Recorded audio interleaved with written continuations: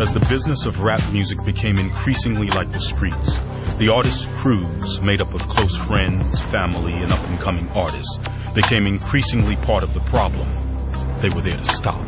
Most rap crews are made up of, I say 50% businessmen and 50% thugs. 50% of your crew is made up of homeboys that just came home from jail. Now my boys that just got out, I've been the guy on their TV that they've been pointing at. That's my man. That's my man.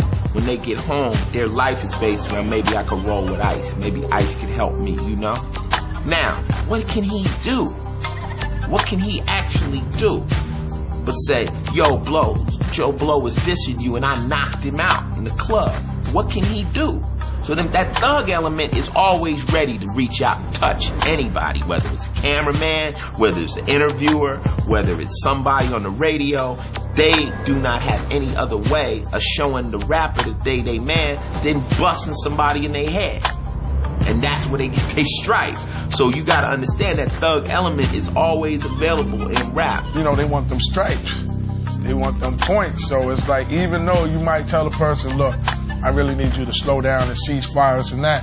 Hey, he's a grown man. When you're not around, he might just come along anyway and just, you know, do what he want to do on his own. Then, instead of fighting me like a G, he ran. Now, I can't help it if some that was on the scene beat his ass for running. That was something separate, you understand me? And I can't help it if they were screaming thug life as they did it. That ain't my fault. That's just how shit went down, you understand me?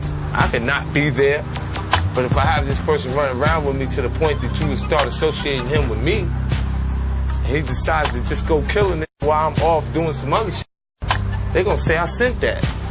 I've been in situations where I've been with my boys and I'm talking to a friend of mine in hip-hop, but his soldiers is sizing up my soldiers. You see what I'm saying?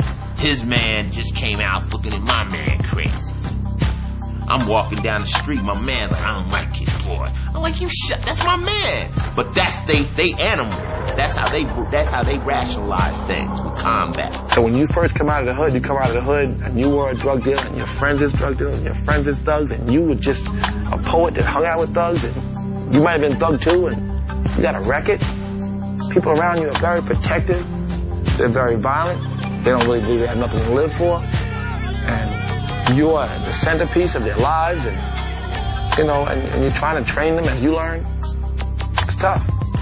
I mean, Snoop got people that's loyal to him that would probably kill you before he would. But you gotta know how to separate your friends from your homies from your loved ones. I mean, you got homeboys, you got friends, and you got dogs. My dogs is with me all the time.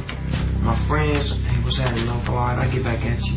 And my homeboys is people who I got love for, but they don't understand this business right now, so I had to keep them to a limit. It was times where I had concerts and shows, and I tell a couple people to meet me on my block, on my corner when I first got signed. And before I know it, I look up, it's like a parade outside. There's always somebody in somebody's ear, like telling you, that B, just that and third. Yo, that nigga right there. That nigga said this, man. Why you don't go see him? Because nowadays, I mean, the pressure from your mans will make you go hurt something.